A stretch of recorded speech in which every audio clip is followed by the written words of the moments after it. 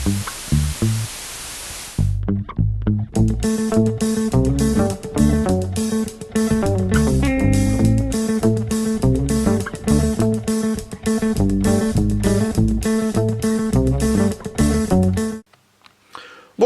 bienvenue à toutes et à tous sur Cocotte TV. Aujourd'hui, nouvelle vidéo de présentation qui porte sur une carte mère, la toute nouvelle MSI A88X G45 Gaming. Une carte mère qui se destine aux APU AMD. On va en faire le tour comme d'habitude. On va commencer par le bundle et ensuite on reviendra sur la carte mère.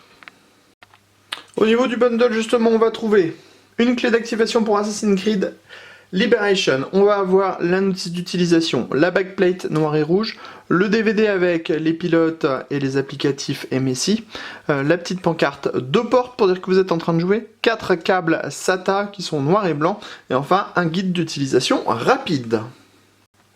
Sans transition, on enchaîne avec la carte mère. Au niveau du style, on est vraiment sur du gaming pur et dur avec un PCB noir mat, très peu d'inscriptions blanches, du rouge bordeaux et bien sûr les dragons, donc au niveau du dissipateur qui est autour du processeur, mais aussi au niveau du chipset. Alors pour alimenter le CPU, on aura le droit à 6 phases d'alimentation. On a également un connecteur 8 pins CPU. Ensuite on a le côté DDR4 avec 4 ports qui seront compatibles 2400 MHz maximum en overclocking. On a également un ATX 24 branches, on a les différents boutons pour l'OC switch ou encore le slow mode, donc ça c'est plutôt des choses qui sont réservées aux overclockers qui vont passer la carte mère sous froid. On a l'OC Genie, le power on, le reset. Le 24 branches ATX, on en a déjà parlé, on a la partie SATA ici avec 8 ports en SATA 3.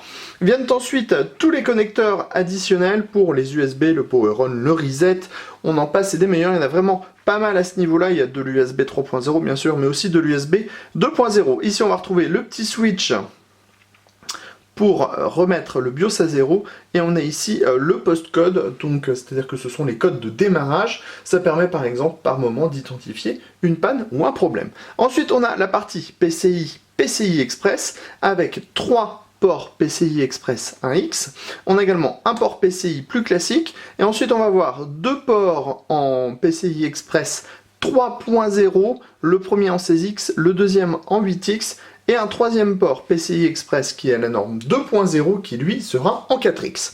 On le remarque, on a encore de nouveau une partie dédiée à l'audio, comme sur beaucoup de cartes mères maintenant, avec de l'audio boost.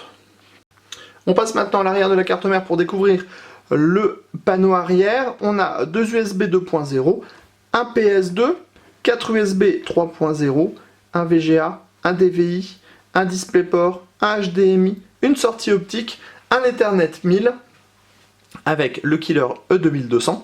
On a ensuite 2 USB 3.0 de nouveau, et enfin on a le son en analogique et en 7 points.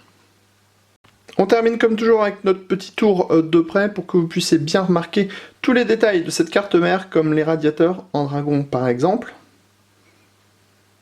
Le socket FM2+.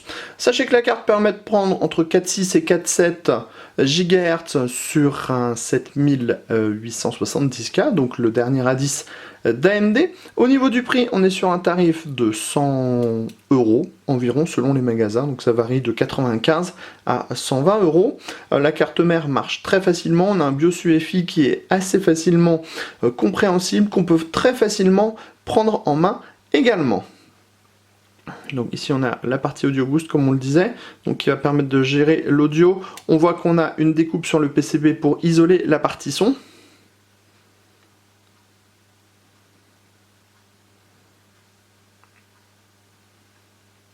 Et bien sûr les dragons comme on en a déjà parlé plusieurs fois. C'était la A88X G45 Gaming par MSI, c'était sur Cocotte TV et on vous dit à très bientôt.